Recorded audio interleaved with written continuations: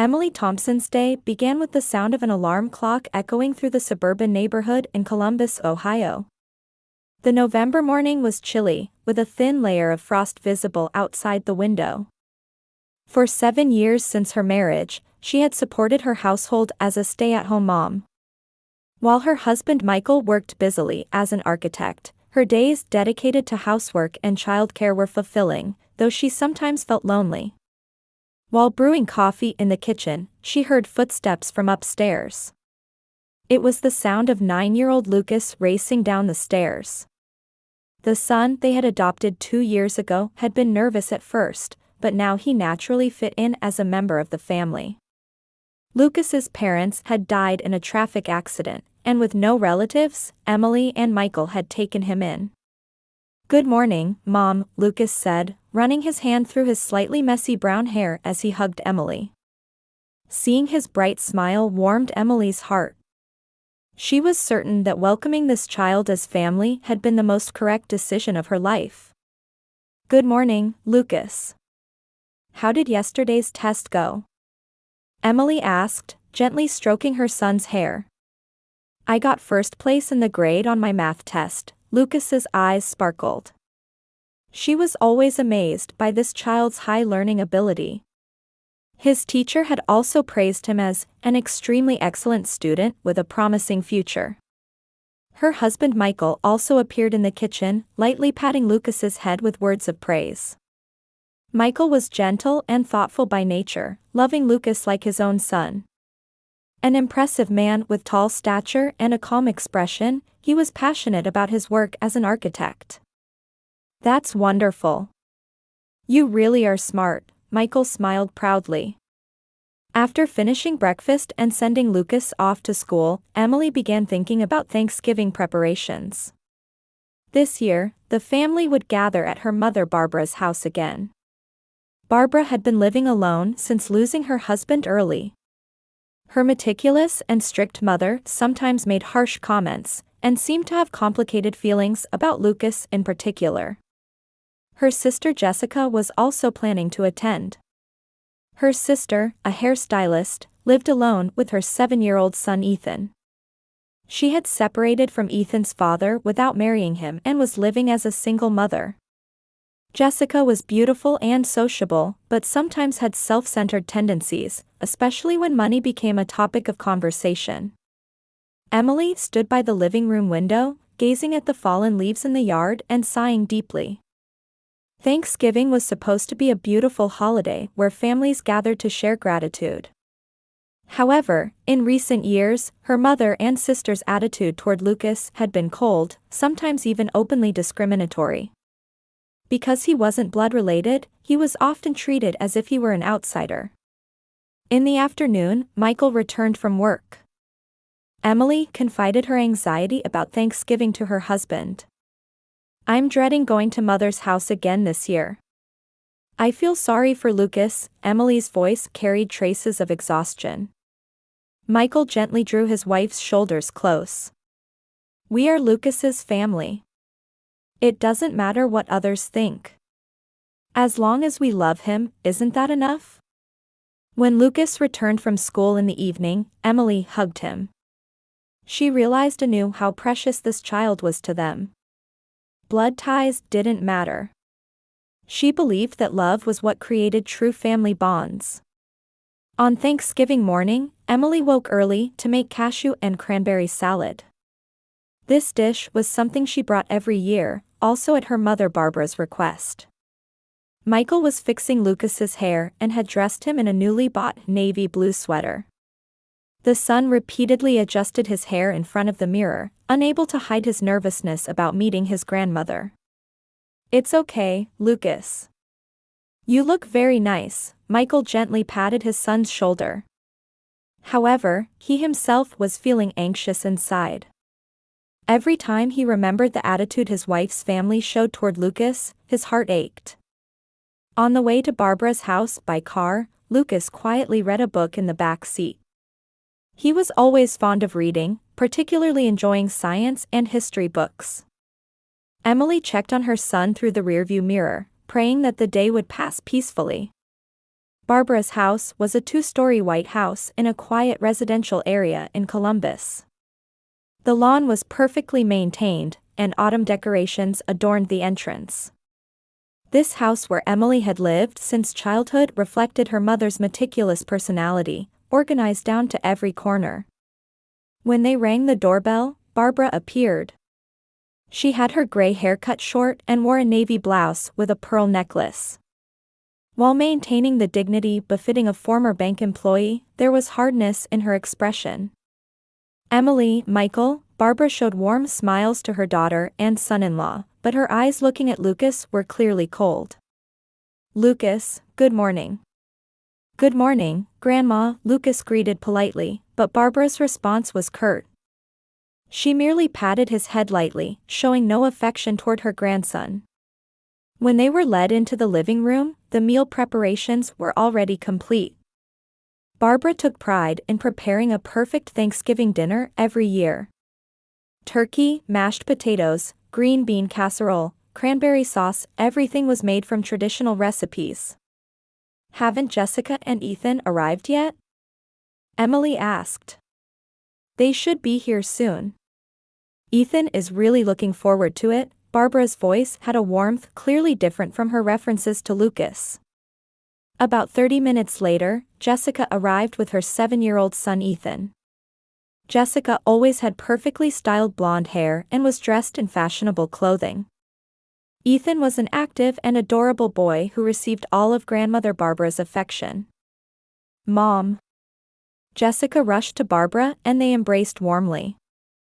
"Ethan, say hello to Grandma." "Grandma." Ethan ran to his grandmother, and Barbara lifted him high and kissed his cheek. Seeing this scene, Lucas showed a slightly lonely expression but quickly returned his gaze to his book. Jessica exchanged greetings but only gave Lucas a light wave. This blatant discriminatory treatment pained Emily's heart. However, to maintain family peace, she said nothing. Michael's expression also hardened, but he similarly maintained silence. Before lunch, Barbara had prepared presents for Ethan. A new Lego set and a science experiment kit.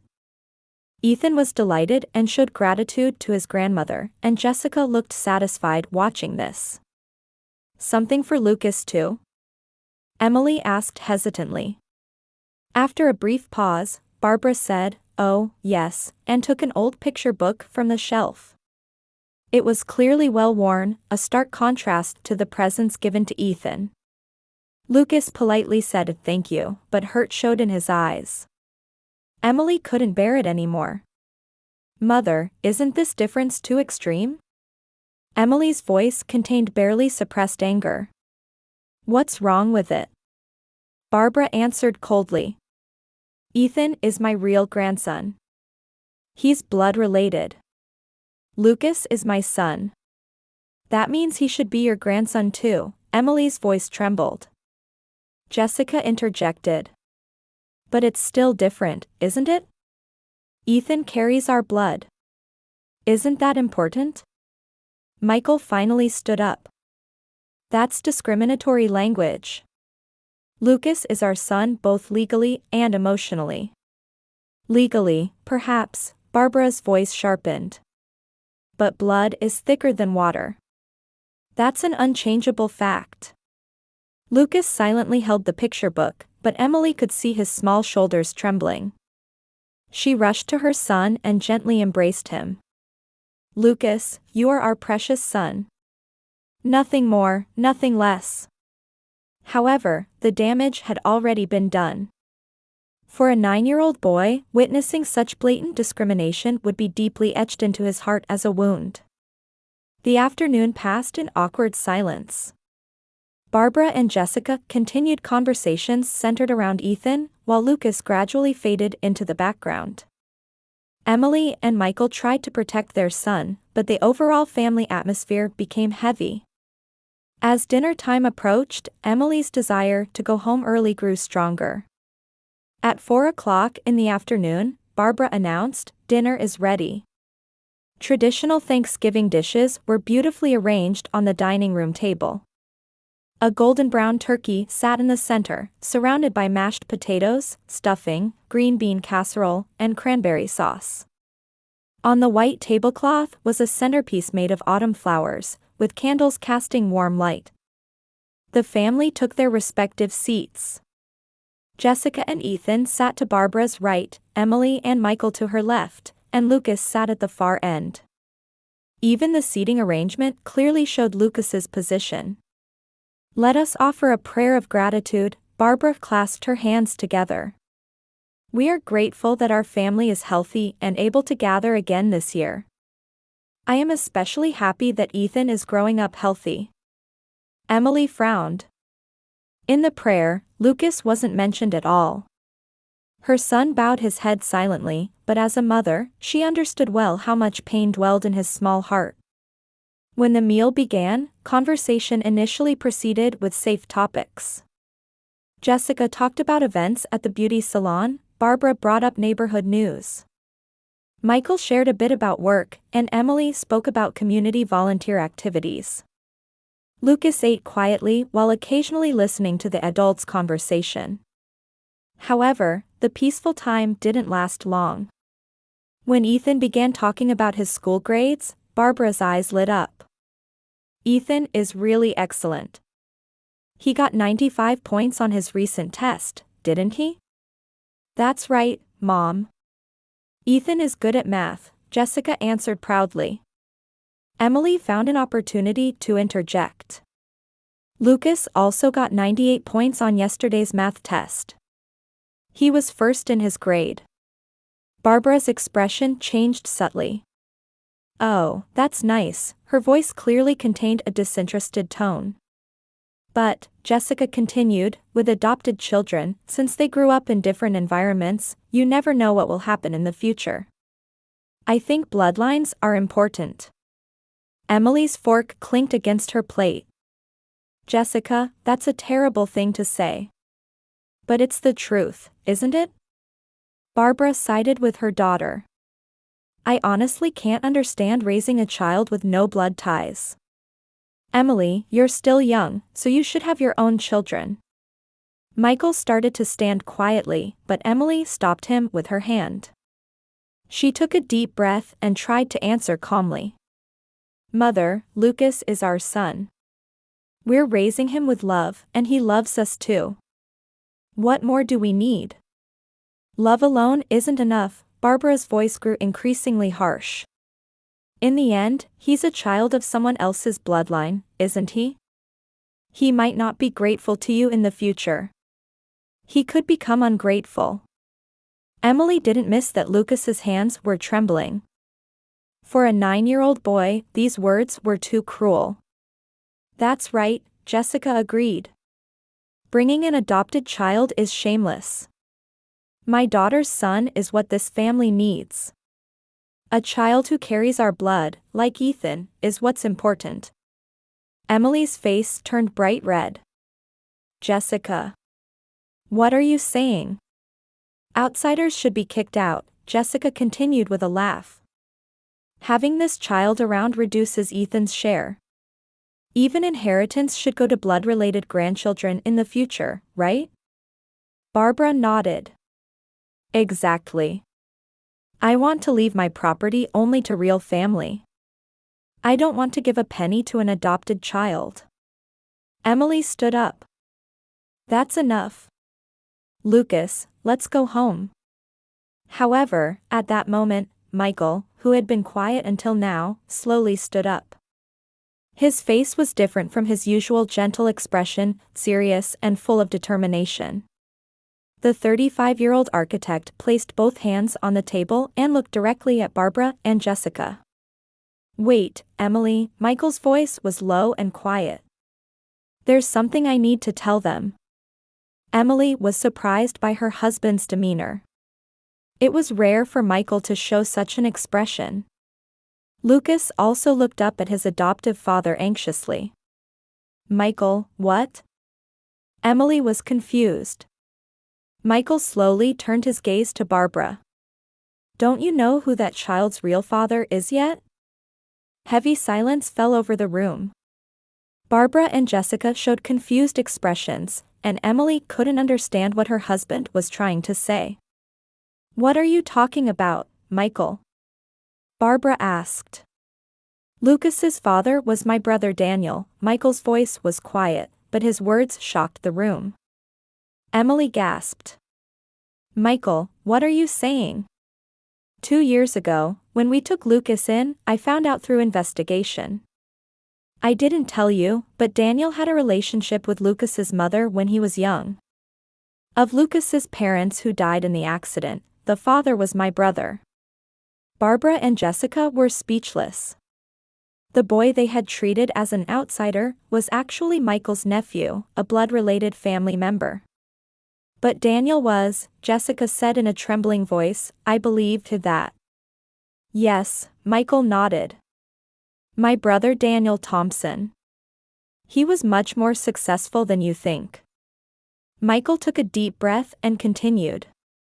"Daniel founded an IT company in Silicon Valley and achieved great success. The inheritance he left amounts to—" Michael paused for a moment.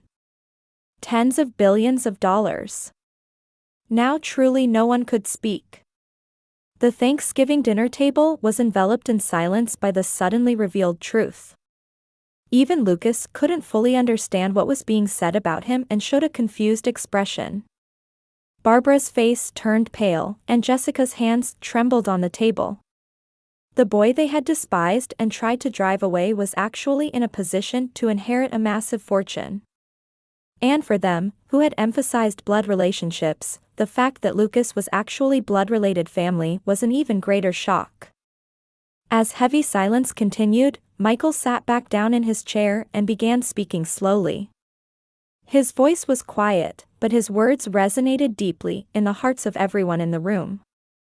"Have you heard the name Daniel Thompson?" Michael looked around at Barbara and Jessica. "He was a very famous figure in the tech industry." Barbara answered in a trembling voice. "Daniel Thompson, surely not the founder of that cloud solutions company?" "That's right," Michael nodded. "My brother moved to Silicon Valley in his mid-20s and started a small startup. He struggled at first, but the cloud storage system he developed became a huge hit." Emily was staring at her husband. In their 7 years of marriage, she had never heard Michael speak about his brother in such detail. He was usually a person who didn't talk much about family. "Daniel was a genius programmer," Michael continued. "He became independent immediately after graduating college, and by 28 he was already a millionaire. But in exchange for success, his relationships with family became distant." Jessica timidly spoke up. "So, his relationship with Lucas?" "Daniel was in a romantic relationship with Lucas's mother Melanie in his early 30s. Melanie was a local teacher, a kind-hearted woman. However, Daniel was too absorbed in work and didn't value his relationship with her." Michael paused for a moment and looked gently at Lucas. The 9-year-old boy seemed confused by hearing about his birth for the first time. Melanie told him about her pregnancy, but Daniel wouldn't take responsibility. She had Lucas alone and later married another man. Lucas was raised considering that man his father. Emily took her husband's hand. "Why didn't you tell me until now?" "I didn't want to confuse you. Besides, I hadn't been in contact with Daniel for years. I only learned of his death through an obituary." Barbara's face had turned ashen. "I remember the news when Daniel Thompson died. I believe 3 years ago," Michael answered. "Heart attack. It was said to be caused by work stress. He had no wife or children. At least, no legally recognized children." Jessica asked in a trembling voice, "So, the inheritance?" "Daniel wrote in his will that he would leave all his property to blood relatives who might be discovered in the future. It seems that in his later years, he learned of Lucas's existence and felt guilty. He had hired private investigators to research." Michael took an envelope from his pocket. This is a letter from the lawyer. If it's officially confirmed that Lucas is Daniel's son, he will inherit the entire estate. The entire estate, specifically how much? Barbara's voice was shaking. Currently valued at approximately $35 billion, Michael's words again enveloped the room in silence. Including company stocks, real estate, investment portfolio, everything. Jessica tried to stand up from her chair and staggered. $35 billion. An amount she could never earn in a lifetime. And the one inheriting this massive fortune was the 9-year-old boy she had tried to drive out as an outsider. Why did you keep quiet until now? Emily asked her husband. I was waiting for DNA test results. Official confirmation came last week. Michael looked at his wife. I was going to tell you too, but I thought I'd do it after Thanksgiving.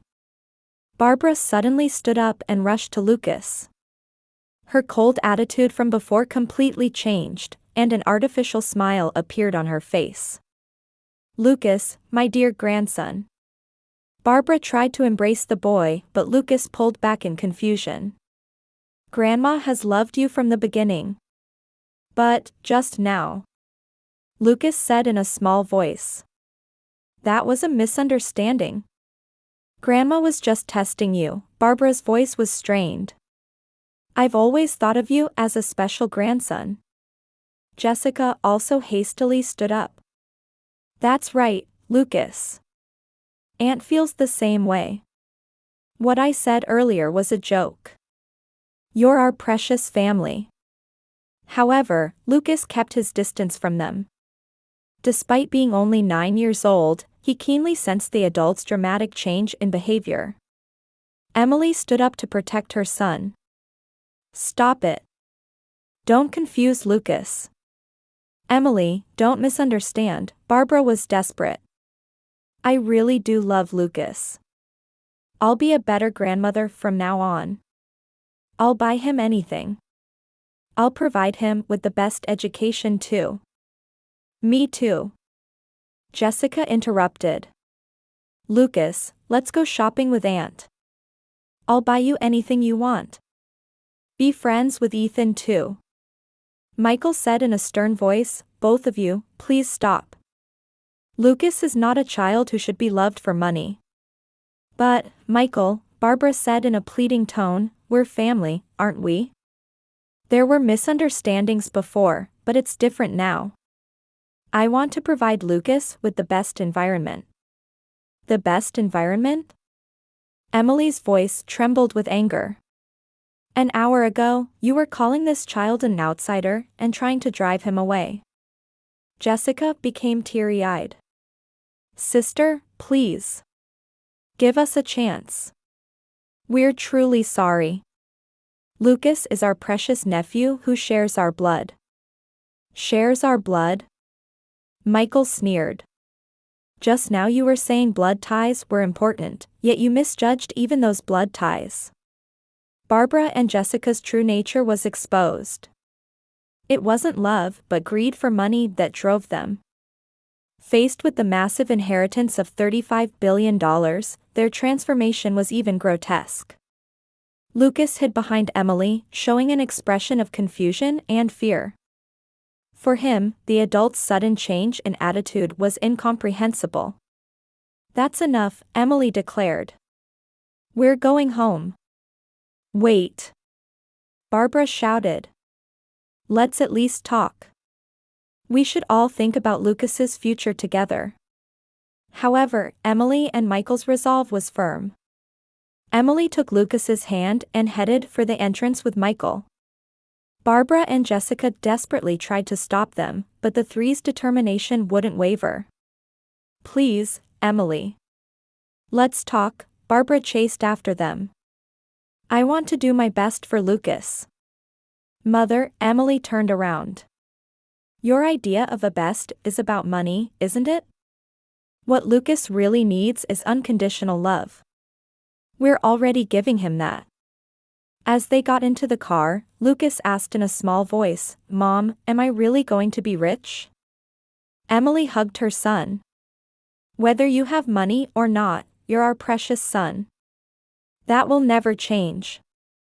Michael looked at Lucas through the rearview mirror.